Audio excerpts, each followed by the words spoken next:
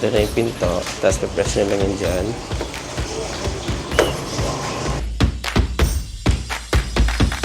Si Arvin. Arvinture Vlog. Ayaw nila ng maingay. Yung chandelier. So, may nakalagay that, ay, may tumutulo pala. The toilet recently...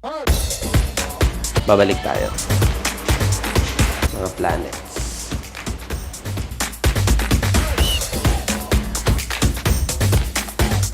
Meron ng ganyan for attraction. Pwede magpa-picture. Pero ako hindi ako nag-heater kasi mainit na dito sa Thailand tapos mag-heater pa ako.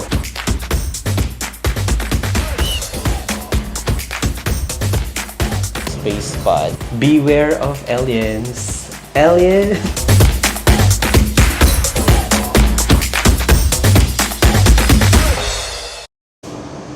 Okay guys, ito na mag-start na tayong pumasok sa capsule. Sa pagpasok pa lang natin sa capsule guys, meron ng ganito. Meron ng ganyan for attraction. Pwede magpa-picture. Tapos pwede dito mag-park. Kapag meron kayong narentahan ng motor, pwede kayong mag-park dyan. Tapos may sabitan din ng mga payong. So makikita nyo naman dito, maliwanag naman siya eh. Ayan. Space pod. Met a space pod capsule hotel. So, open na, food, drinks, and level. Tapos meron yosi area dyan. Tapos dito pagpasok nyo pa lang, malaki guys yung parking dito. Ayan o. Ayan. Tapos pagpasok nyo pa lang, ito na. Ito na yung pinto. Tapos press nyo lang yun dyan. Tapos may counter. Counter dyan. Tapos dito yung pinaka waiting area. And then merong parang mini locker. Kasi dito.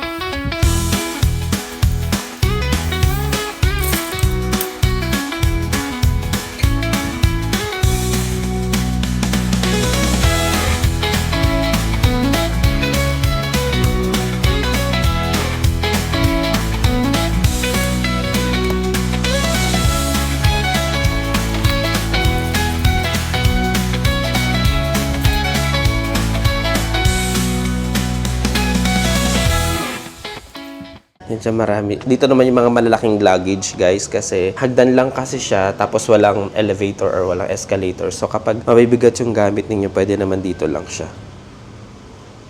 So ito na yung paakyat. Papunta ng second floor. Ayan. Ito, pakita ko na lang sa inyo guys na simula dun sa pasukan, di ba may hagdan dito, paakyat ng second floor. Pero may shortcut kasi dito kapag gusto mong dumiretso sa may parang pantry nila or sa may lounge.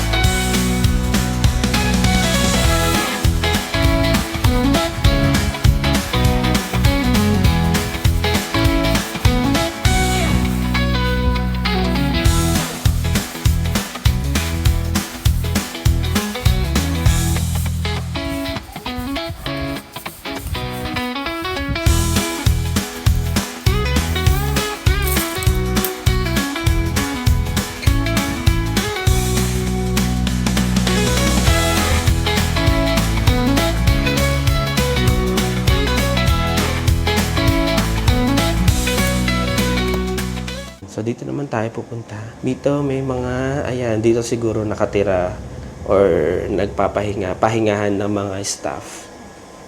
So, yan.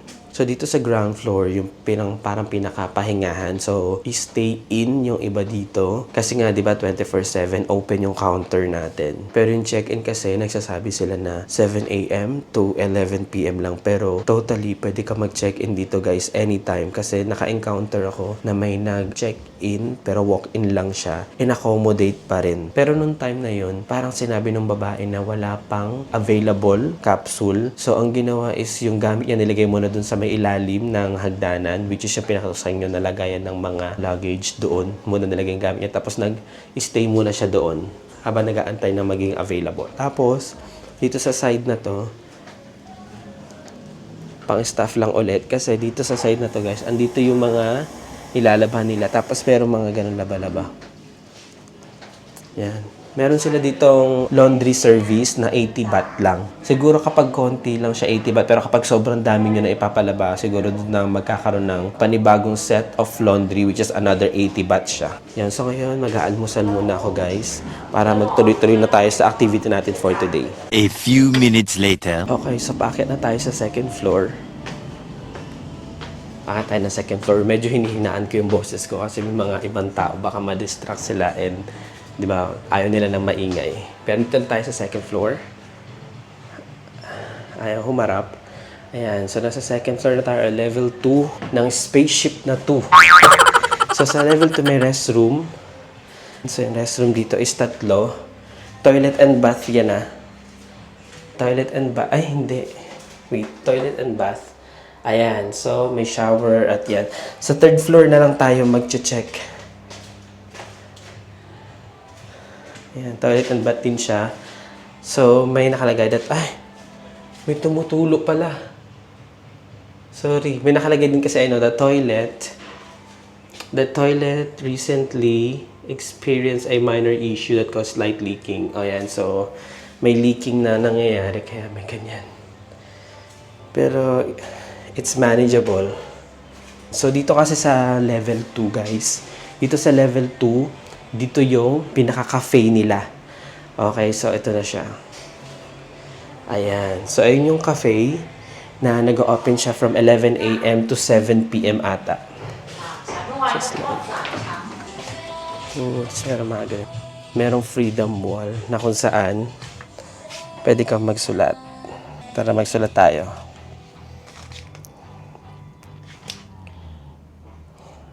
Wala nang space sa taas. Oh. So, kaya pwede magsulat dito. Sa dulo tayo magsulat. Ayan, dito tayo magsusulat.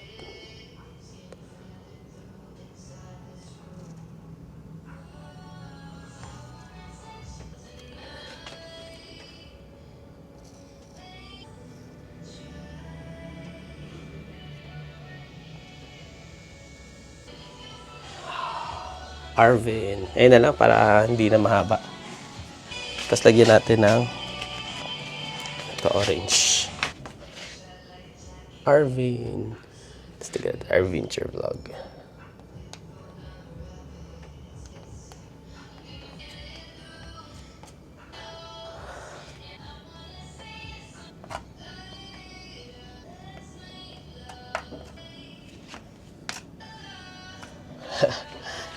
Check his YouTube CH channel, si Arvin Vlog. Tapos ang maganda pa dito, talagang yung mga picture-picturan, I mean photo op or ano ba tawag dyan, di ko alam. Kasi meron siya mga free costume, like, ayan, si Darth Vader. May costume. Ayan, may mga costume siya. Oh. Ayan. May mga costume. Yan yung mga costume na pwede nyo suotin. Tapos, pwede kayo mag-picture dito sa Freedom Wall. So, may mga capsule din dito. Katulad ng pinakita ko, may mga capsule din na hindi ko alam kung meron mga naka-check-in. Ayan. May mga capsule din. Wait. Babalik tayo. Okay, so bumalik ako dito, guys. Wait lang. Labas muna tayo. lumabas muna ako doon sa Mets Cafe kasi may mga instance, bibigyan ko lang kayo ng heads up na baka i-off ko yung pagsasalita ko and then gawin ko na lang is voice over kasi dito sa Mets Cafe is may tugtog na English. So baka makopyright tayo. So para hindi tayo makopyright, siguro ililibot ko na lang kayo sa Mets Cafe. So let's go!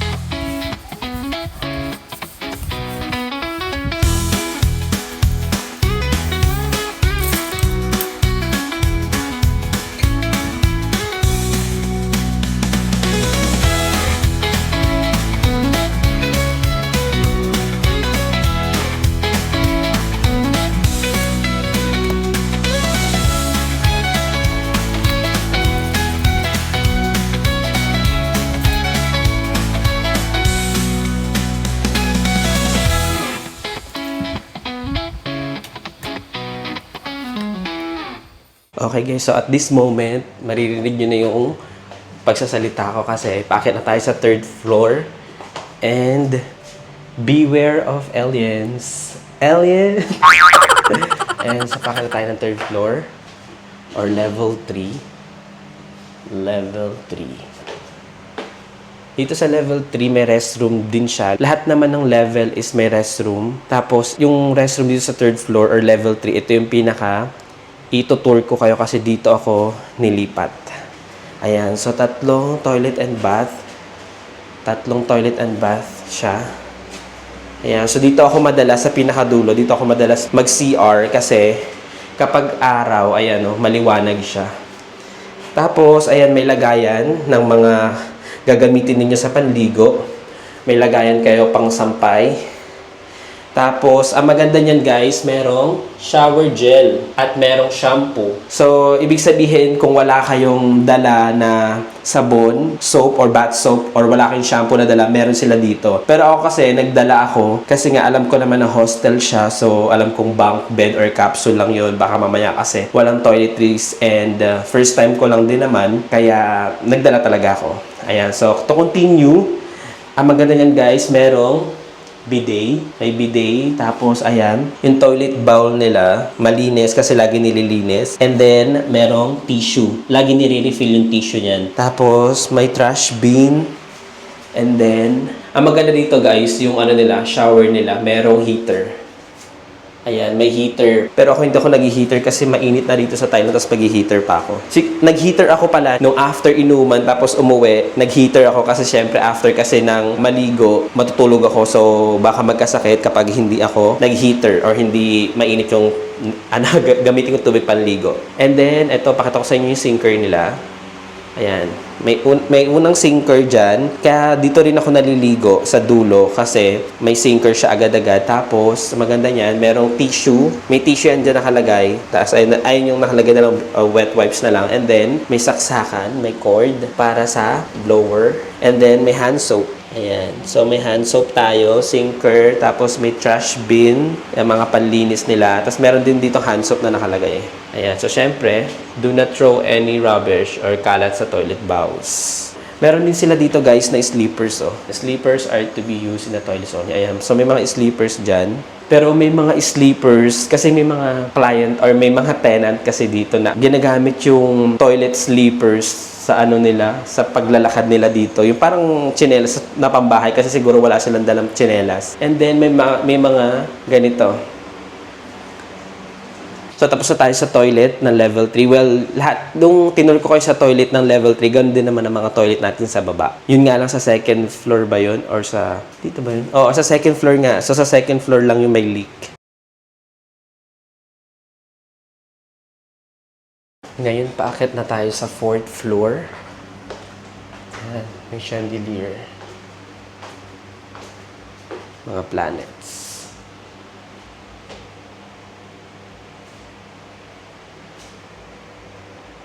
Dito sa fourth floor, may restroom din. Ayan, so tatlo yung restroom, which is toilet and bath. Ayan. So may mirror din, tsaka sink, tapos may mga tsinelas, tapos meron din doon, and then lower.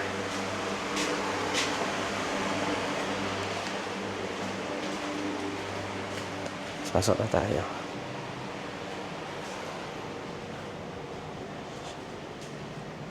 So, may mga locker. And then,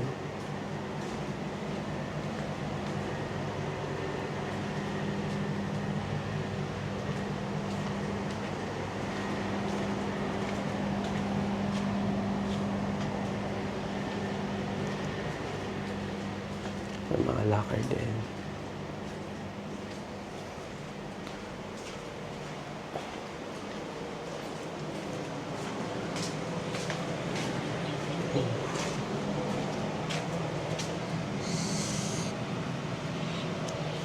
Dito yung ano ko, dito yung, dyan yung una kong cubicle dapat. Yan. Tapos ito yung ano ko. Yan, 411.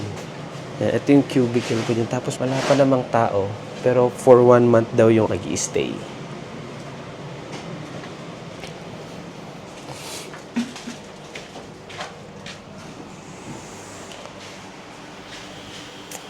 Level 4. So, yun lang. Hanggang level 4 lang naman yung hanggang level 4 lang naman yung floors dito na hostel. And medyo tahimik lang ako kasi parang yung ibang mga nag-check-in is tulog pa or nagpapahinga. Kaya bawal maingay. And then we have to observe silence din kasi. Okay? So thank you so much guys for watching. And kung gusto niyo mapanood yung series ng ating Bangkok Thailand 2024, sa end ng video na to, nandun yung playlist natin. And then click nyo lang yun para mas mapanood niyo yung journey natin simula day 1 hanggang day 100. Hanggang matapos hanggang day 6. Alright? Thank you so much guys and see you on my next adventure vlog. Bye! I don't think so. No, no, no, no. I don't think so. No, no, no, no. It's never